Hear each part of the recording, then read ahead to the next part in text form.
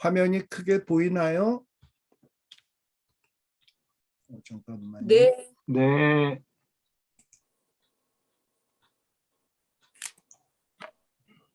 제 얼굴도 조그맣게 보이나요? 네. 네. 자, 그러면 이제 시작하겠습니다. 우리 지난 시간에는 베드로전서 3장 7절까지 공부했습니다. 특별히 베드로전서 2장 마지막 부분에서는 고난 시에 성도들이 어떻게 살아야 될 것인가, 특별히 또 베드로전서 3장 1절에서부터 7절까지는 이런 고난이 있을 때 가정의 핵인 부부가, 특별히 아내들이 남편에게 어떻게 해야 하며 또 남편들은 부인을 어떻게 생각해야 되는지 하는 것들을 살피었습니다. 우리가 베드로 전서를 읽으면서 항상 마음의 염두에다 두어야 될 것은 그 베드로 전서가 쓰여질 당시 정말 극심한 환란이 이제 시작되고 또 그 환란을 경험해야 합니다. 바로 그것을 염두에다 두어야 돼요. AD 64년에 이 네로의 박해가 시작이 되죠. 그래서 많은 크리스찬들에게 로마의 화재의 누명을 뒤집어 씌워서 잡아다가 죽이고 또 짐승밥이 되게 하고 또 서로가 고발해가지고 신고하게 하고 정말 극심한 고통이 있게 됩니다. 근데 이러한 현상은 네로의 박해 때뿐만 아니라 마지막 주님 재림 전에 적그리스도가 나타났을 때에도 이러한 일들이 나타나게 될 거예요. 그래서 예수님께서는 일찍이 누가복음 21장에 이런 말세에 나타날 징조를 설명하시면서 뭐라고 말씀하셨냐? 이 말세 때가 되면 심지어 부모와 그리고 형제와 친척과 벗이 너희를 넘겨주어서 너희 중에 며칠 죽이게 하겠고, 또 그뿐이냐 하면은 또 너희가 내 이름으로 말미암아 모든 사람에게 미움을 받을 것이다 라고 이야기를 했습니다. 정말 극심한 고난과 박해와 핍박이 있다 보면 정말 부모 형제도 없어요. 친척과 벗이 어디 있습니까? 우선 나 살고 봐야지. 내가 살기 위해서는 부모도 넘겨주고 내가 살기 위해서는 친척도 넘겨주고 이런 일들이 마구마구 생겨지게 되는 거예요. 바로 이런 상황에서 이렇게 서로 사람들이 이런 이기적인 욕심에 의해서 서로 넘겨주고 자기만 살기에 급급한 이런 상황 속에서 장차 그리스도인들이 정말 주의 보혈의 피로 구속함 받은 사람들이 어떻게 살아야 될 것인가 하는 것을 또 설명해 주는 것이 이 베드로전서 3장 8절부터입니다. 이 베드로전서 3장 8절에서는 이렇게 시작을 합니다. 마지막으로 말하노니. 여기 뭐 마지막으로 말하노니 하니까는 이제 이 편지의 결론인가 보다 이렇게 생각하기가 쉬운데, 여기에서 마지막으로 말한다라는 말은 이제 내가 결론을 얘기하겠다라는 얘기가 아니에요. 이것은 내가 이제 중요한 것을 마지막으로 이제 얘기를 할 테니까 너희들이 잘 들어라. 즉 무슨 얘기냐? 내가 이제부터 하는 얘기를 내가 이렇게 마지막으로 말할 수도 있는 거니까 잊지 말고 꼭 기억해라라고 하는 강조의 표현이에요. 특별히 이 베드로가 고난을 앞두고 성도들에게 강조해서 간곡히 부탁하는 내용이 뭐냐? 너희가, 지금 이 너희는 누굽니까? 그리스도인들이에요. 예수 안에서 형제 자매가 된 자들. 너희들은 다 마음을 같이하여 동정하며, 또 우리 옛날 성경에는 체휼하며 라고 돼 있어요. 형제를 사랑하며 불쌍히 여기며 그리고 겸손하며 라고 이 장차 있을 고난을 앞두고 이 크리스찬 형제 자매들이 어떤 태도를 가져야 되는가 하는 것을 지금 설명해 주고 있습니다. 그 첫 번째가 뭐냐?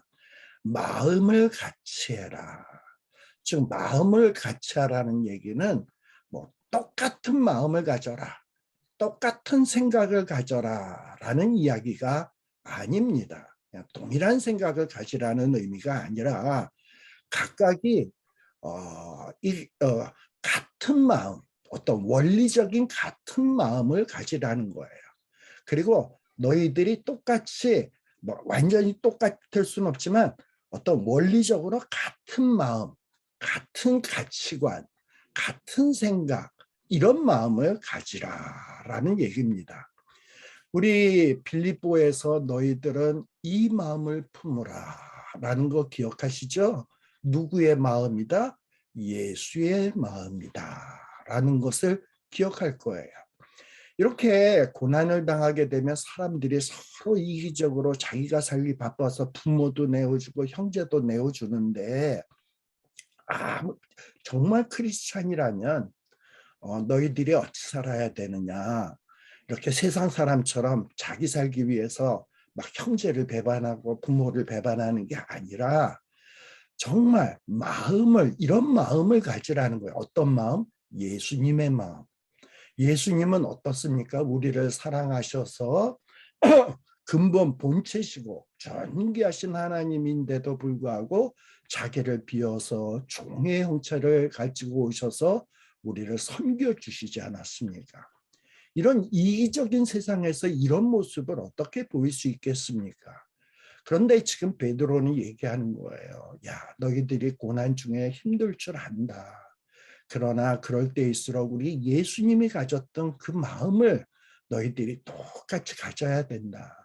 너희들이 잘나고 존귀했다 할지라도 그것을 자랑하고 드러내지 말고 예수님처럼 낮아져서 예수님의 보혈의 피로 정말 구속하신 네 형제 자매를 예수님이 섬겼던 것처럼 그런 마음으로 섬겨라. 너희들이 그런 마음을 가져야 된다. 특히 이런 이기적인 사회에서, 극심한 고난이 있는 사회에서는 그런 마음을 가져야 된다라는 거예요. 그리고 두 번째 내용은 뭐냐? 동정하며라는 말이에요. 옛날 성경에서는 이 동정이라는 말이 체휼하며라고 돼 있어요. 체휼. 이 체휼이라는 이 말, 동정이라는 말은 어떻게 구성된 말이냐 하면은 함께라는 뜻을 뜻하는 헬라어의 쉰이라는 말하고 고통받다라는 말이 헬라어로 파스코라는 말이거든요. 그래서 이 체휼하며라는 말이 쉰 파스코예요. 그러니까 이 말의 뜻은 뭡니까? 함께 고통받다라는 뜻이에요. 자, 이것도 어떻게 보면 예수님의 마음입니다.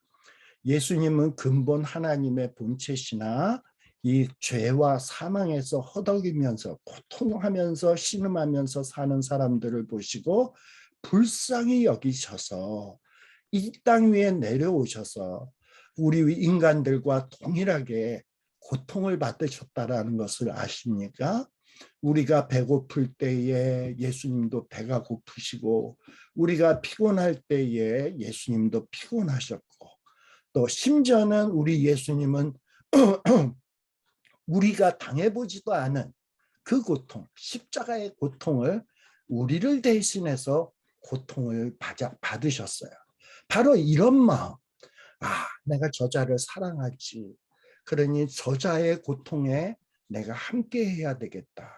저자와 고통을 나누어야 되겠다. 아픔을 나누어야 되겠다. 하는 말이 동정, 체휼이라는 말을 뜻하는 거예요. 즉 고통당하는 사람과 같은 입장이 되어주는 거예요. 이게 동정, 체휼이다. 여러분들 이 세상이 험악하고 이기적이 되었을 때 고통당하는 자에게 찾아가서 그의 아픔을 나누고 그의 아픔과 함께 할 수 있겠습니까? 많은 사람들이 그렇지 않은데, 근데 지금 베드로는 뭐라고 얘기하고 있냐? 너희들이 그리스도인이라면 정말 아픔 당하는 자와 같은 입장이 되어서 고통을 나누어라.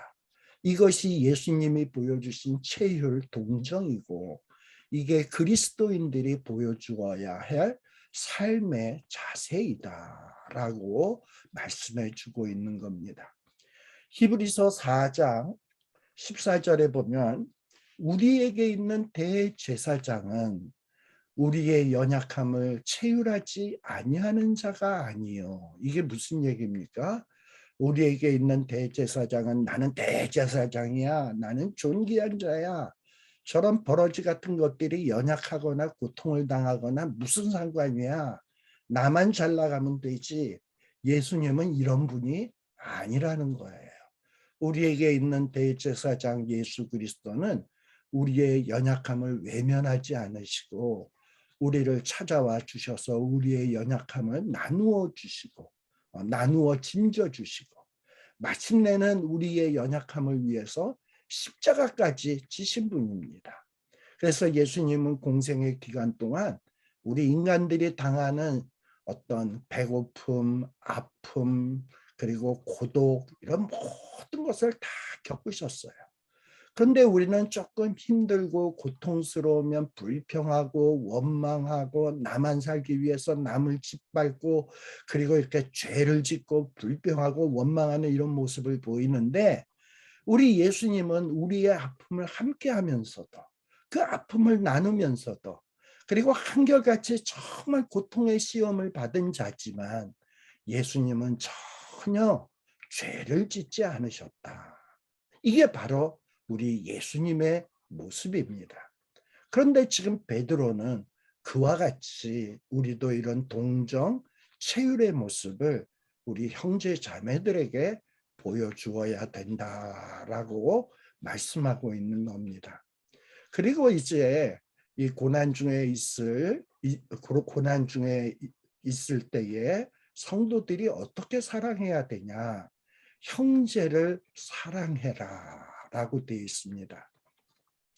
헬라어 원문을 보면 형제를 사랑하며라는 말은 필라델포이라는 말을 사용하고 있습니다. 우리 요한계시록에 보면 빌라델비아 교회 기억하시죠? 빌라델비아 교회. 이 빌라델비아라는 말이 바로 이 필라델포이라는 말에서 나왔어요. 이 필라라는 말은 사랑한다라는 말이에요. 우리 사랑에는 에로스도 있고 아가페도 있고 필레오도 있죠. 스토르게도 있고.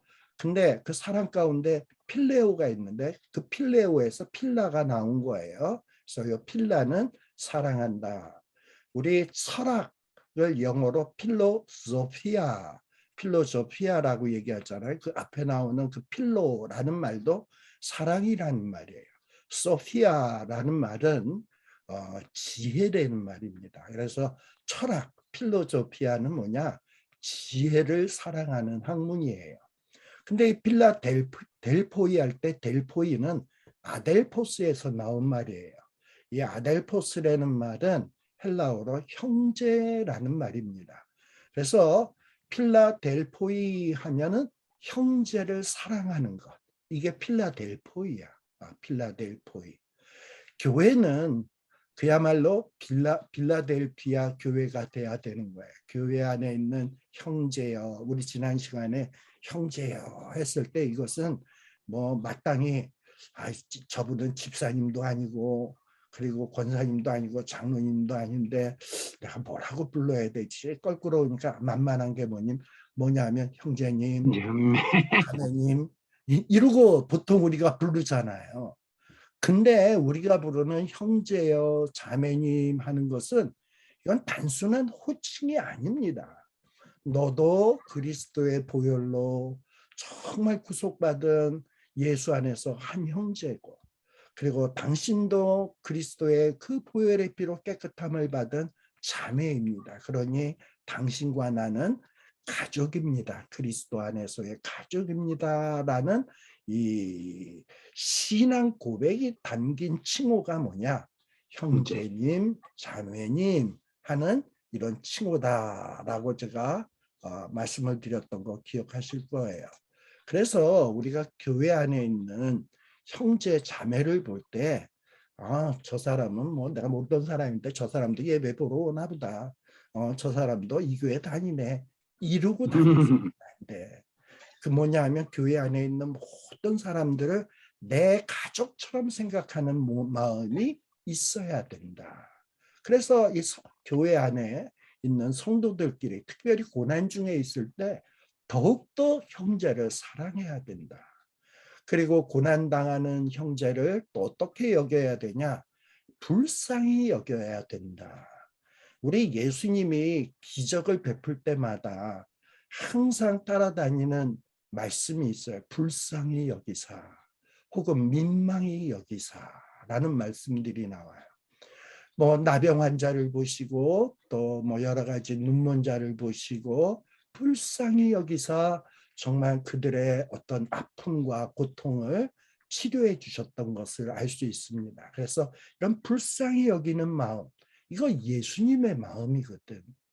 이런 마음을 가지고 특별히 이 고난 중에 있는 형제들에게 대해야 된다 이 말이에요. 저자가 얼마나 힘들까, 이런 고통 속에서 얼마나 지금 고통스러울까, 얼마나 슬플까, 얼마나 외로울까, 이러면서 그들에게 다가가서 그들의 손을 잡아주어야 된다 이 말입니다. 근데 이런 모습을 보일 때 우리는 야, 내가 너한테 지금 은혜를 베풀고 있어. 내가 너에게 사랑을 베풀고 있어. 너는 나한테 감사해야 돼. 너는 이 은혜에 보답해야 돼. 이런 태도를 보이면 안 돼요. 여기 보면 마지막에는 어떤 모습을 보이냐? 겸손하며 라는 말이에요. 이 겸손, 휴밀리에이션. 이게 낮아지는 거예요. 잘난 체하고 드러내는 것이 아니라 그 사람보다도 더 낮은 종의 위치로 낮아져서 그 사람을 불쌍히 여기면서 손으로 잡아주라는 겁니다. 지금 베드로는 이런 장차 있을 고난을 앞두고 몇 가지 이런 중요한 크리스찬들이 보여주어야 할 덕목이 무엇인지를 말씀해 주고 있습니다. 뭐였습니까? 마음을 같이 해라. 즉 예수의 마음을 가시라는 거예요. 또 뭐해라? 예수님이 보여주셨던 체휼, 또 예수님 안에서 한 가족임을 기억하고 형제를 사랑하고, 그리고 예수님이 보여주셨던 불쌍히 여기는 마음, 또 예수님처럼 겸손해지는 이런 마음을, 이런 모습들을 보여서, 이런 덕을 보여서 이럴 때에 고난을 이겨낼 수 있다는 겁니다. 세상 사람들은 그렇게 생각 안 하죠. 고난 중에 있으면 어떻게 해서든지 나만 살아남아야 되니까 남을 넘어뜨려서라도, 남을 배신해서라도 나만 살아남는 것이 지혜요, 똑똑하다라고 생각하잖아. 그런데 베드로는 그렇지 않다라는 것을 지금 말하고 있는 거예요. 어느 날 그 시카고에서 유명한 목회를 했던 우리 D.L. 무디 목사님을 여러분들이 다 알 겁니다. D.L. 무디 목사님. 그런데 이 D.L. 무디 목사님에게 어떤 성도가 찾아왔대요. 찾아와가지고 목사님, 제가 이 교회 저 교회 다녀보지만 너무나 실망스럽고 너무나 한심해서 정말 어느 교회를 나가야 될지 모르겠습니다. 나한테 한번 좋은 교회를 소개해 주시겠습니까? 이러고 또 질문을 했대요. 그리고 또 하나, 이렇게 나를 실망시키는 교회를 굳이 나가야 됩니까? 그저 나 혼자 집에서 성경 보고 기도하고 찬양하고 혼자서 예배 보면서도 얼마든지 신앙생활을 잘할 수 있는 것 아닙니까?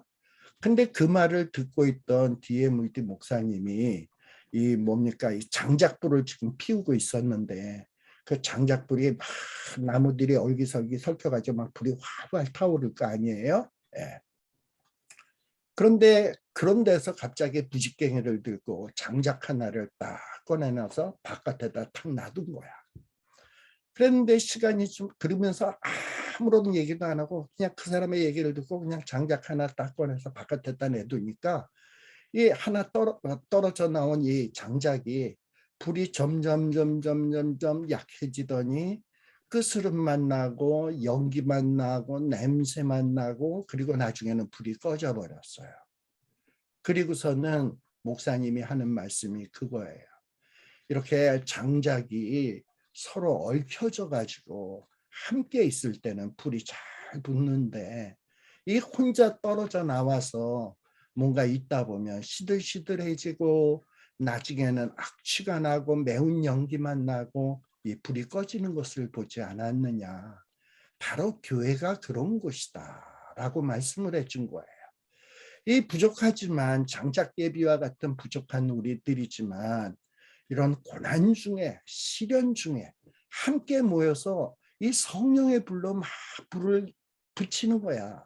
내가 꺼져갈 때는 옆에 있는 사람이 나를 동정해주고 나를 사랑해주고 나를 불쌍히 여겨주고 나를 겸손히 섬겨주고 또 남이 약할 때는 내가 또 그를 동정하고 사랑하고 불쌍히 여기며 겸손하면서 서로가 불을 붙여줄 때 이게 살아남을 수 있는 거지. 세상 사람들처럼 고통 중에 있다고 해서 나만 살기 위해서 심지어 부모도 배반하고 형제도 배반하면 그게 사는 길이냐? 아니다. 그것은 죽는 길이다 라는 것을 말씀을 해주고 있는 겁니다. 그래서 요 베드로전서 3장 8절에 나오는 요 내용을 여러분들이 잘 기억해 둘 필요가 있다라는 겁니다. 그리고 또 3장 9절에 보게 되면 또 뭐라고 나오냐? 악을 악으로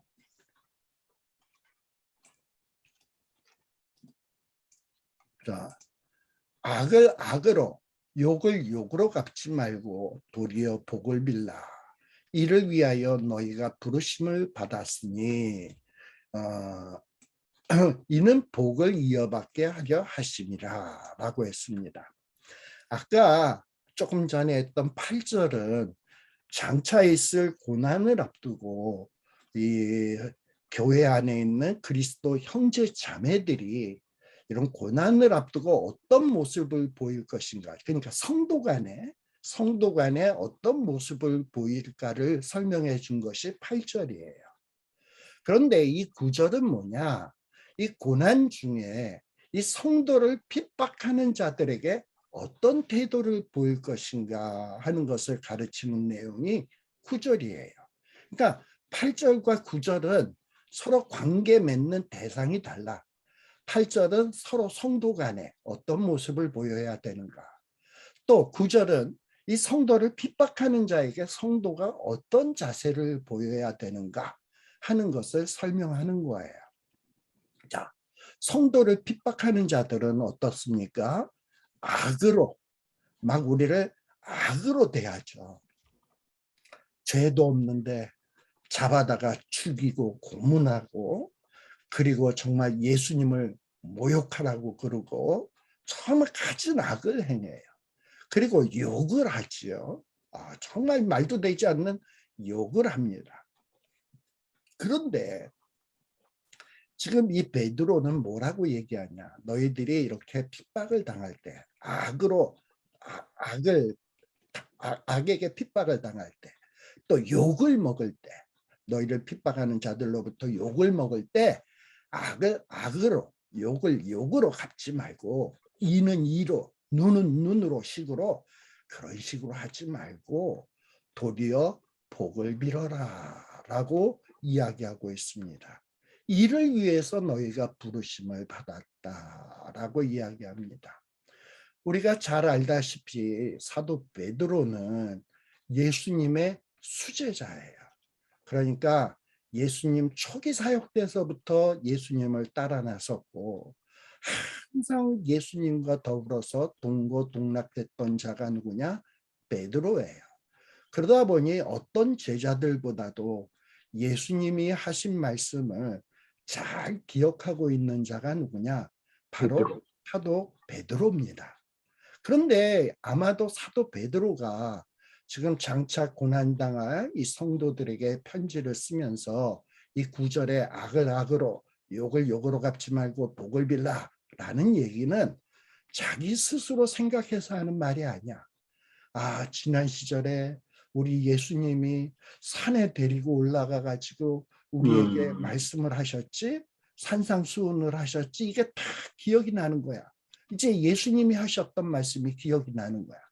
그 예수님의 말씀 가운데 어떤 게 있었냐 하면 누가복음 6장 27절 28절에 보면 예수님이 이런 말씀을 하셨어요. 너희 듣는 자에게 내가 이르노니 너희 원수를 사랑하며 너희 미워하는 자를 선대하며 너희를 저주하는 자를 위하여 축복하며 너희를 모욕하는 자를 위하여 기도하라.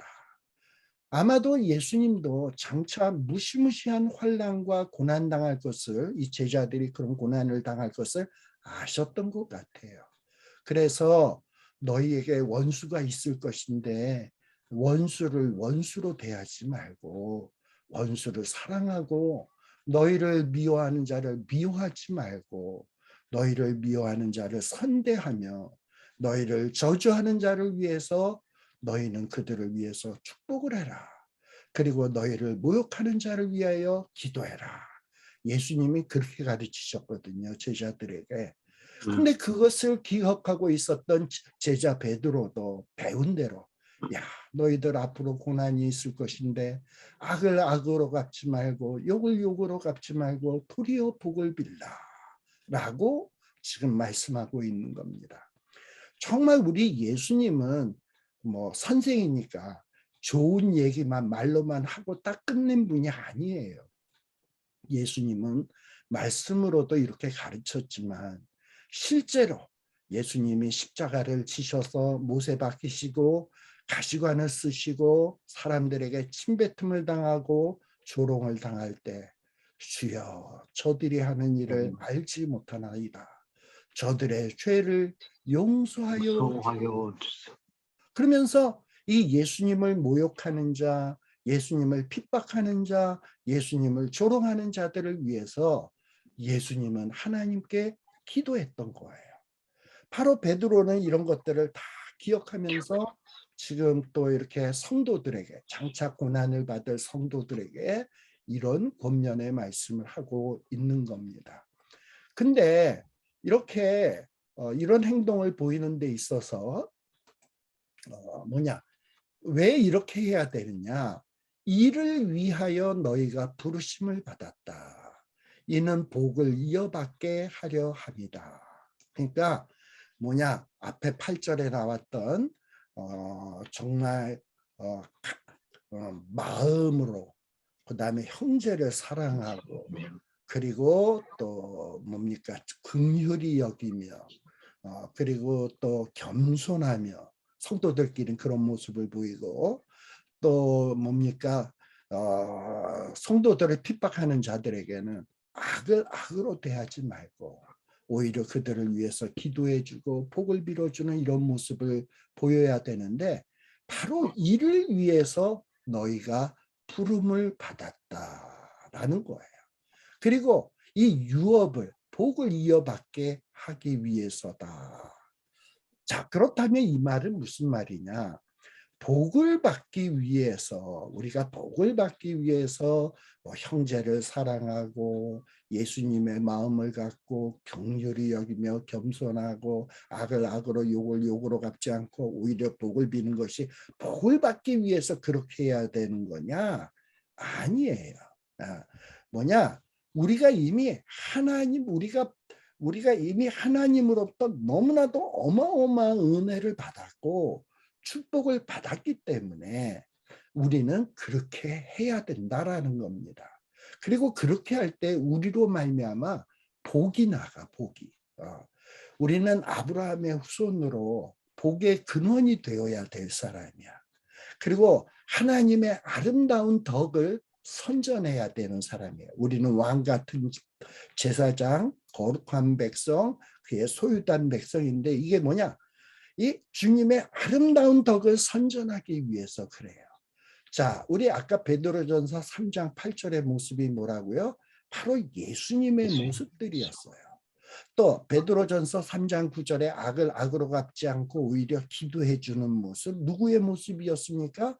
바로 예수님의 모습. 바로 이런 모습을 우리가 보여줄 때 이 세상 사람 또는 같은 형제 자매들이 볼 때 우리를 보고 예수의 향기를 느끼고 예수님의 아름다운 모습을 보고 그리고 예수님이 막 가까이 있는 듯한 모습을 느끼게 되는 거거든. 바로 이를 위해서 우리가 부름을 받은 거예요. 예수님이 복의 근원이었던 것처럼 이제 예수님의 뒤를 이어서 우리도 복의 근원이 되어지고 또 우리로 말미암아 복이 세상으로 넘쳐나게 흘러나가도록 하기 위해서는 우리가 이런 모습을 보여야 된다. 특별히 언제? 편안하고 살기 좋고 모든 것이 좋을 때? 아니다. 힘들고 고통스럽고 핍박당하고 억울하고 괴롭고 쓸쓸하고 정말 짐승 같은 고통을 당할 때라도 이런 모습을 잊어서는 안 된다라고 지금 베드로가 설명해 주고 있는 겁니다.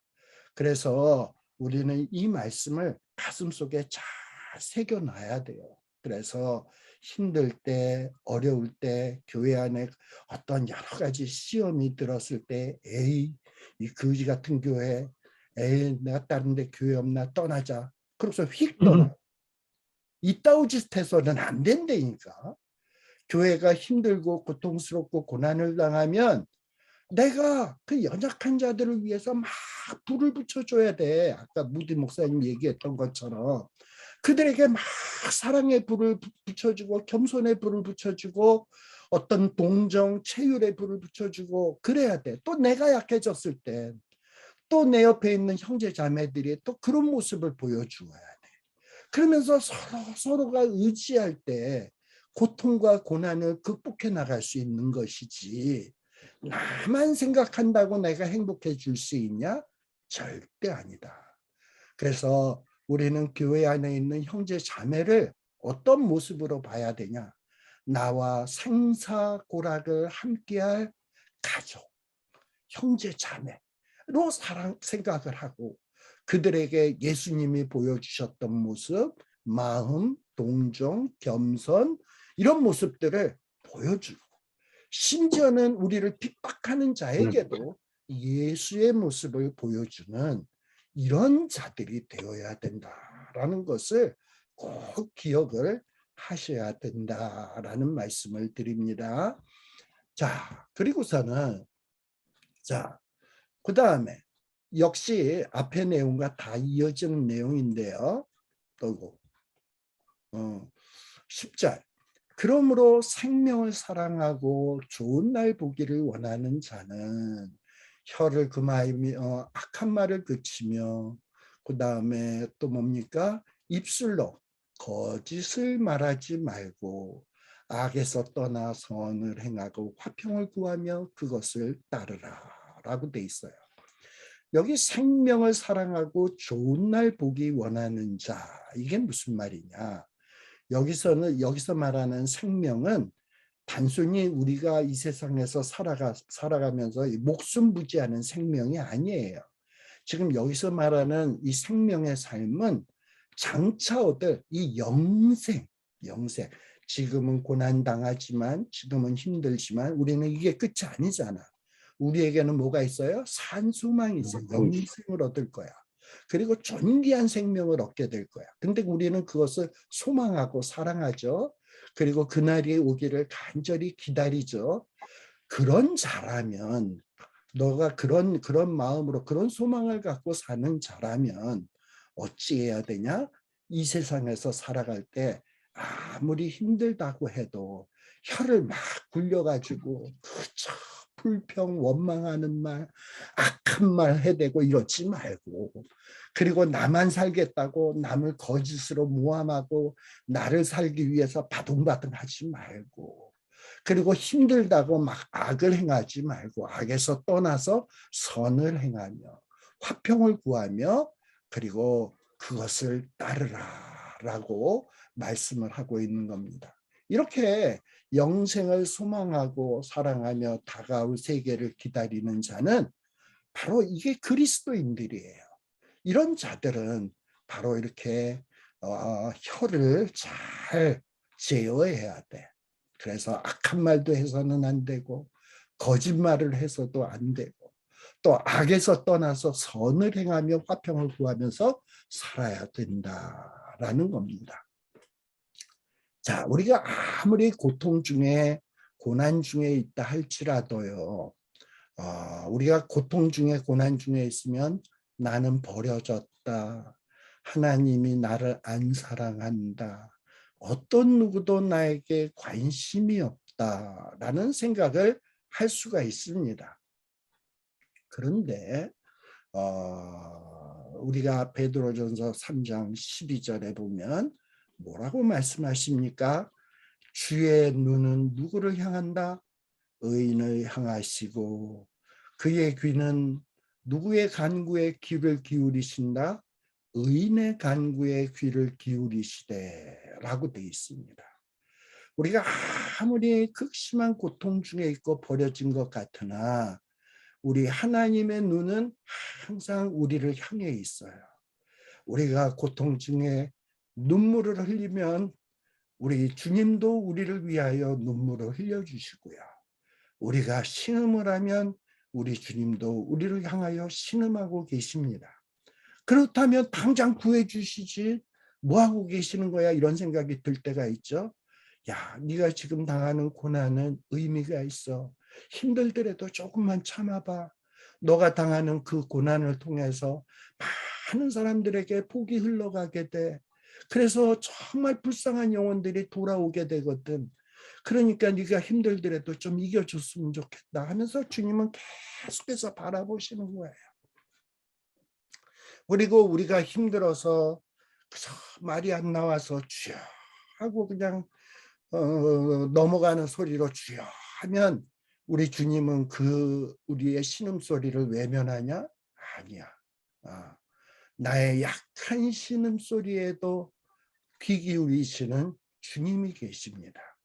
바로 베드로는 이런 얘기를 하는 거예요. 너희들이 고통 중에 예수의 마음을 가지고 심지어는 원수도 사랑하면서 얼마나 힘들고 고통스럽게 살아가고 있냐. 그러면서 이게 뭐야 이렇게 열심히 의롭게 살려고 하는데도 고통뿐인데 그래서 버려졌다고 생각하고 나는 정말 저주받은 인생이라고 생각하는데 그러지 마라. 주의 눈은 너를 항상 하고 있고 주의 주의 귀는 귀는 너의 간구에 귀를 기울이시고 기쁘시고 라고 말씀을 하고 있는 거예요. 그러나 주의 얼굴은 또 어떠하냐? 악행하는 자들을 대하시느니라 라고 되어 있어요. 악행하는 자들을 대하신다. 즉 우리가 이 세상에서 고통 중에 어려움 속에 살다 보면 우리 속에 마음의 불평이 막 나오죠. 하나님 저것들은 악을 행하는데 어떻게 저렇게 떵떵거리고 살고 부자로 살고 건강하게 살고 살도 피둥피둥 찌고 근데 나는 이렇게 지질이 궁상으로 살고 이게 도대체 공의가 어디 있고 정의가 어디 있는 겁니까? 나는 이런 불평이 들 때가 있잖아요. 근데 지금 베드로는 하나님의 계시를 통해서 뭐라고 얘기하냐? 하나님이 가만 계시는 것 같지? 하나님이 공의롭지 않은 것 같지? 아니야. 주의 얼굴은 악행하는 자들을 딱 대하여 보고 있어. 그러면서 하시는 말씀이 뭐냐? 지금은 때가 아니라서 지금 저것들을 가만 내버려 두는 것이지 때가 되기만 해봐라. 저것들이 어떻게 되는가 하는 것을 지금 말씀해 주고 있는 겁니다. 이와 같은 경험을 했던 자가 누구냐? 구약에 하박국이 있어요. 하박국. 특별히 이 하박국 선지자 시대에 그 유다 땅을 다스리던 왕이 누구였느냐? 여호야김이라고 하는 아주 못돼 처먹은 왕이 있었어요. 정말 백성들에게 세금 뜯어다가 그 세금을 애굽에다 갖다 바치고 백성들의 고요를 짜내서 자기의 궁궐 다락방을 화려하게 짓고 그리고 의로운 자들을 잡아 죽이고 이런 왕이 여호야김이었거든. 근데 그런 왕을 지켜보는 하박국이 너무나 가슴이 아픈 거야. 하나님, 어떻게 악인들은 저렇게 못된 짓을 하는데 가만 내버려 두시고 어떻게 의인들은 이렇게 핍박을 받을 수가 있습니까? 이게 도대체 말이 됩니까? 막 하나님 앞에 막 따지면서 기도하는 것이 하박국서입니다. 그런데 나는 하나님이 과연 어떻게 내 이 질문에 대답하는지 지켜보겠습니다. 그리고 높은 망루에 올라가서 하나님이 뭐라고 대답하실런가 이러고서는 기다리고 있었어요. 그랬는데 하박국 2장 3, 4절에 뭐라고 얘기하냐. 야 하박국아, 너 이제부터 받아 적어. 내가 주는 묵시를 받아 적어. 달려가면서도 읽을 수 있게 받아 적어. 이러면서 내가 이제부터 주는 이 묵시, 계시는 정한 때가 있다. 그리고 그 종말, 이 악인들이 잘 되는 것 같지만 악인들이 쫄딱 망하는 종말, 그리고 지금 의인들이 핍박을 당하지만 영광의 구원으로 구원받는 그 종말이 어떻게 된다? 속히 이르게 되겠고 결코 거짓되지 아니하리라. 비록 더딜지라도 기다려라. 지체되지 않고 반드시 응하리라. 라고 말씀을 해주고 있어요. 그러면서 4절 끝에 뭐라고 얘기하냐? 의인은 믿음으로 말미암아 살리라 라는 거예요. 무슨 얘기입니까? 이제 지금 우리가 핍박당하고 악인이 잘 되는 것 같지만 하나님은 분명히 주의 눈은 의인을 향하시고 의인의 간구에 귀를 기울이시고 그리고 주의 얼굴은 악행하는 자들을 대하고 계신다고 했는데 이제 이런 모든 종말, 모든 것이 아주 공의롭게 판결되고 심판되어지는 그 종말이 이르게 된다. 더딜지라도 이루어지게 된다. 그러니 좀 더 참자. 좀 더 인내하자. 실망하지 말자. 절망하지 말자. 하나님은 반드시 그날이 오게 해 주실 것이다. 라는 믿음으로 사는 것이 뭐냐? 바로 이것이 성도의 삶이다. 라는 것을 말씀해 주고 있는 겁니다. 그래서 이 하박국서에 보게 되면 하박국서 2장 5절서부터 보게 되면 자, 악인들은 어떤 자들이냐? 술을 즐기며 거짓되고 교만하고 가만히 있지 아니하고 욕심을 넓히며 족한 줄을 모르고 그냥 자기에게로 여러 나라를 모으며 백성을 모으나니 그저 끌어모으는 거야. 그러면서도 잘 돼. 그런데 이런 자들은 어떻다? 화 있을진저. 지금은 잘 되는 것 같지만 결국에는 때가 되면 화 있을진저. 자기 소유 아닌 것을 모으는 자요. 자기 소유 아닌 것을 모으는 자가 누굽니까? 도둑이지 뭐. 강도지. 근데 그것이 언제까지 성공하겠습니까? 화 있을진저. 끝날 날이 있다라는 거예요. 바로 하박국에게 이 하나님이 묵시의 말씀을 주고 있는 겁니다. 너희를 핍박하는 자들을 내가 가만두지 않을 것이다. 나는 그들을 대하여 항상 얼굴을 대하고 있다. 다 낱낱이 기억했다가 행한 대로 보응할 거다. 그러니 그날이 있음을 믿고 지금 참고 인내하면서 정말 신앙을 지켜라라는 거예요. 심지어는 그 원수들이 너희를 핍박한다 할지라도 그 원수를 위하여 기도하고 복을 빌라라는 거예요. 참 얼마나 세상의 모습하고 다른 모습입니까? 그런데 우리가 이를 위하여 부르심을 받았다. 또 우리가 이것을 행함으로 우리로부터 복이 이어져 나가게 된다. 흘러나가게 된다. 이를 위해서 우리가 부름받은 자라는 사실을 기억하십니까? 교회라는 말이 뭡니까? 에클레시아, 불러낸 자들의 모임이에요. 뭐 불러내서 교회 출석만 하라고 우리를 불러냈습니까? 아니에요. 교회에서 사랑하고 섬기고 겸손하고 동정을 보이며 이러면서 서로가 서로 힘을 주면서 훈련받는 과정에 이런 모습이, 이런 아름다운 덕의 모습이 우리에게 나타나도록 하게 하기 위해서 부름받았다. 단순히 우리가 불러낸 것은 교회 출석하고 교회 헌금 내고 내 의무 끝났다 땡, 이걸로 부름받은 것이 아니다라는 것을 늘 기억해야 됩니다. 그래서 이런 마음을 가지고 교회에서 이런 지금 뭐 환난도 없고 평안한 때 잘 훈련을 하셔야 앞으로 장차 정말 험난한 고통의 파도가 밀려올 때, 정말 고통스러운 시련의 때가 왔을 때 우리가 그 고통을 이기고 그리스도의 아름다운 덕을 선전하는 정말 훌륭한 신앙인들이 될 수 있는 것이다 라는 것을 꼭 기억해 줬으면 좋겠습니다. 자, 그리고 그 다음에 베드로전서 3장 15절입니다. 3장 13절.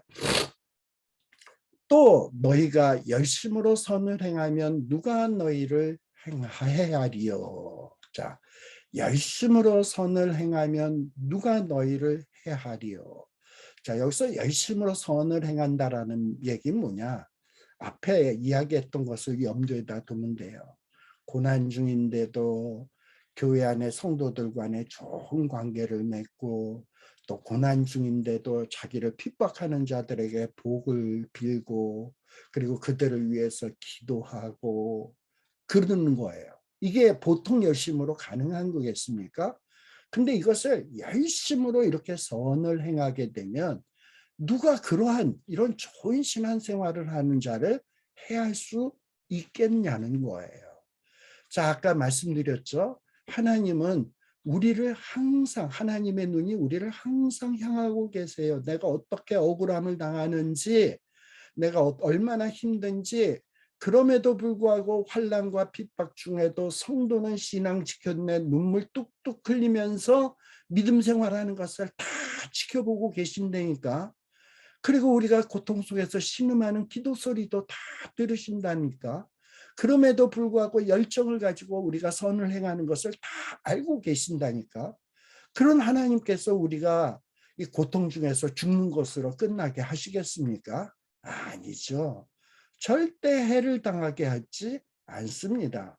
그러나 여기 이 13절은 그럼 선을 행하는 자들이 세상에서 전혀 해를 당하지 않는다는 의미냐? 그건 아니에요.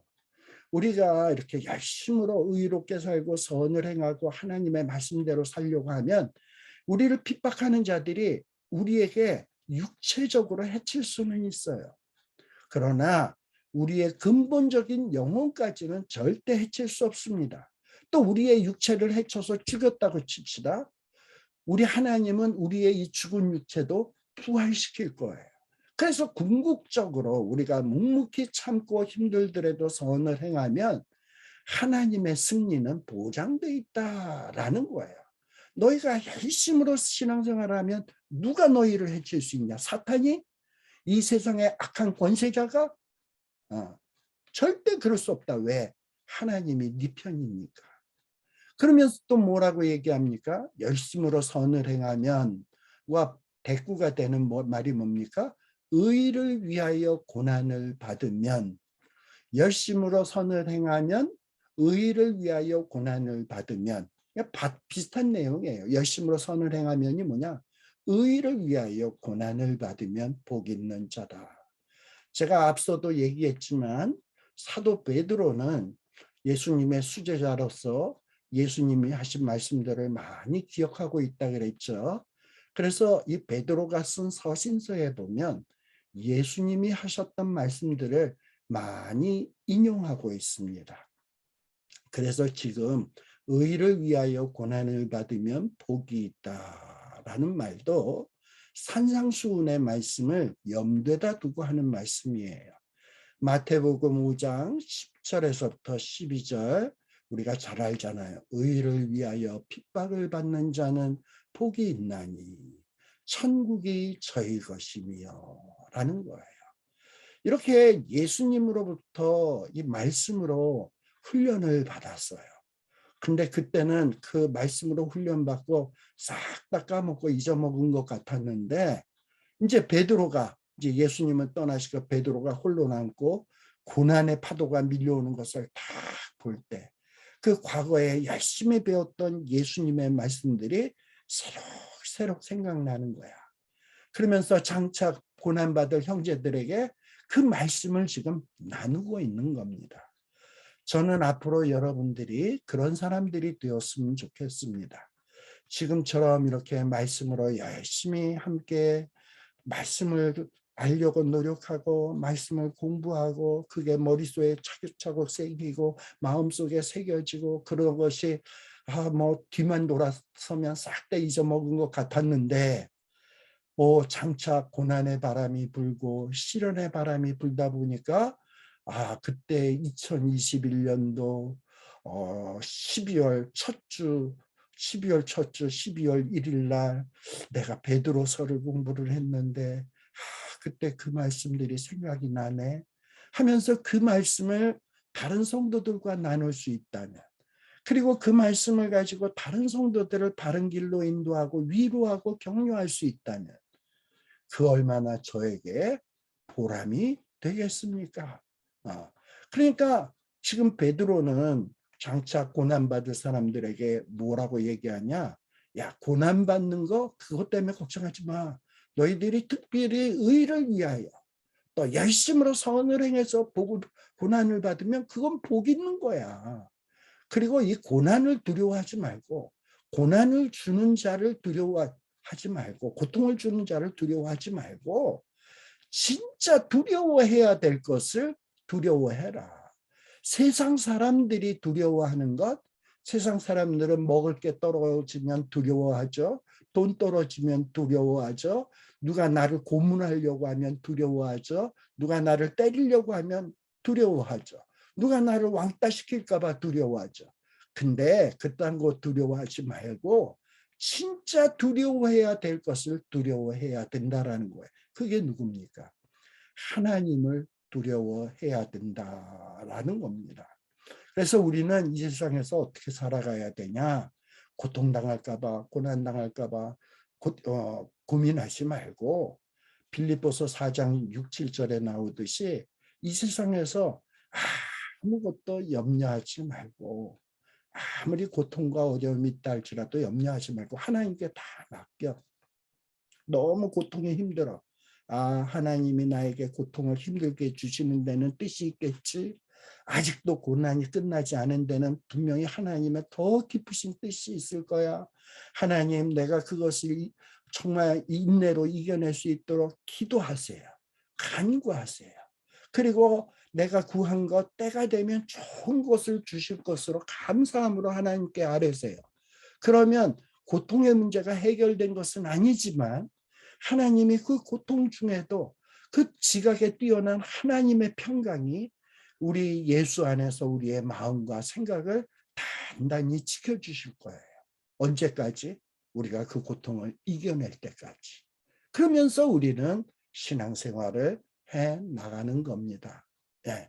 그래서 또 베드로전서 3장 15절에 보면 그래서 뭐라고 얘기하냐? 너희 마음에 그리스도를 주로 삼아 거룩하게 해라 라고 얘기를 했습니다. 자, 즉 뭐냐? 우리가 예수님을 주라고 생각하면 주인이 시키는 대로 해야 돼. 자, 우리 예수님이 우리의 주인이세요. 근데 예수님은 어떤 마음의 소유자였습니까? 존귀하신 분이지만 자기를 비워 겸손하게 낮아지신 분. 우리 연약한 성도들을 정말 불쌍히 여기시고 그들과 아픔을 함께 해주시는 분. 아니, 우리의 연약함을 대신 짊어주시는 분. 이게 바로 우리 예수님이란 말이야. 근데 이런 예수님의 마음을 우리 마음에도 품고 우리 예수님이 명령하는데도 그렇게 살라는 거예요. 자, 그렇게 산다면 세상의 사람하고 얼마나 다를까요? 아까 제가 얘기했습니다만 고난과 환난이 오게 되면 세상 사람들은 어떻게 한다? 부모도 팔아먹는다. 형제 자매도 배신한다. 그게 세상이에요. 근데 성도들의 삶은 그들의 삶과는 전혀 다르지. 예수님의 모습이 나타나는 삶을 산단 말이죠. 그게 거룩이에요. 뭔가 세상과 구별되고 하나님이 받으실 만한, 하나님이 기뻐 받으실 만한 그 아름다운 삶. 이게 바로 거룩이에요. 그래서 너희들이 예수 그리스도를 주로 섬겨 그럼 너희 마음에 예수 그리스도를 주로 삼아서 주님의 명령에 순종해. 그러면 세상과 다른 거룩한 모습이 나타날 거야. 하나님이 기뻐 받으실 거룩한 모습이 나타날 거야. 자, 그러다 보면 세상 사람들은 이 세상 사람들과 다르게 사는 우리를 볼 때 저것들 미친 것 아니야? 저것들 정신 나간 것 아니야? 그렇게 좀 이상하게 보다가도 그들의 삶이 너무나도 아름다우니까 어떻게 하면 저렇게 될 수 있지? 어떻게 하면 저렇게 살 수 있지? 되게 궁금하지 않겠습니까? 그래서 도대체 너희들은 무슨 소망이 있길래 그렇게 우리와 다른 삶을 사니? 너희들이 어떻게 그럴 수가 있니? 묻게 된단 말이에요. 근데 이렇게 물을 때에 우리들은 뭘 준비해야 된다? 대답할 것을 항상 준비를 해야 된다라는 거예요. 그래서 여기 이 대답할 것이라는 이 말은 헬라어의 아폴로기안이라는 말을 쓴 말이에요. 근데 이 아폴로기안은 보통 변호사가 이 재판석상에서 자기가 이 변호하는 피고인을 위해서 판사 앞에 여러 가지 대답을 하잖아. 근데 뭐 변호사가 그냥 그 자리에서 생각나는 대로 막 그렇게 말을 합니까? 얼마나 이 피고인에게 유리하게 하기 위해서 문구 하나, 토시 하나까지 제대로 준비합니까? 바로 그게 대답이야. 그런 요건을 갖춰야 돼. 그런 식으로 만반의 준비를 해야 된다라는 거예요. 누가 너 왜 그렇게 사니? 너는 왜 우리와 이렇게 모습이 다르니? 너는 왜 이렇게 아름다우니? 어떻게 너에게서는 예수의 향기가 나니? 했을 때 몰라. 이렇게 대답할 게 아니라 예수님이 나에게 베풀어 주신 사랑이 얼마나 큰지 알아? 내가 이제부터 예수님이 내게 베풀어 준 사랑을 내가 언급해 볼게. 그러면서 다다다다다다 얘기할 수 있어야 되고 예수님이 우리에게 약속한 것이 뭔지 알아? 그 약속의 내용들을 다다다다다다 얘기해야 되고 이런 예수님을 영접해 보지 않을래? 너도 이 예수님을 영접하면 어떤 축복이 있는 줄 아니? 그 축복의 내용에 대해서도 다다다다다 준비할 수 있어야 되는 거예요. 그런 준비가 되어 있습니까? 그런 준비가 잘 되도록 하려면 어떻게 해야 됩니까? 하나님의 말씀을 사랑하고 공부하고 씨름하고 묵상하고 마음에 새기고 이래야 되는 거죠. 네. 자, 우리는 영생에 대한 소망이 있다 그랬죠. 하나님이 공의로운 심판을 하실 거라는 이 소망을 하고 있지요. 근데 우리가 이 소망을 가지는 이유가 무엇입니까? 하나님이 약속했잖아. 내가 만들어낸 어떤 뭡니까 희망사항이 아니잖아요. 우리가 갖는 소망은 약속의 말씀에 근거한 거예요. 그러니 우리가 이 우리의 소망을 분명히 하기 위해서는 어찌해야 되냐? 말씀에 대한 지식이 있어야 된다. 그냥 내 주장, 내 생각, 내 단순한 감정에서 우러나오는 것이 아니다. 그래서 이런 어떤 미리미리 내가 할 수 있는 이야기들을 잘 준비해서 우리에게 소망에 관한 이유를 묻는 자들에게 정말 잘 가르쳐 줄 수 있는 이런 말씀의 종들이 되어지기를 간절히 기원합니다. 그리고 또 여기서부터는 조금 쉬었다 가도록 하겠습니다. 네, 잠깐만 쉬었다 갈게요.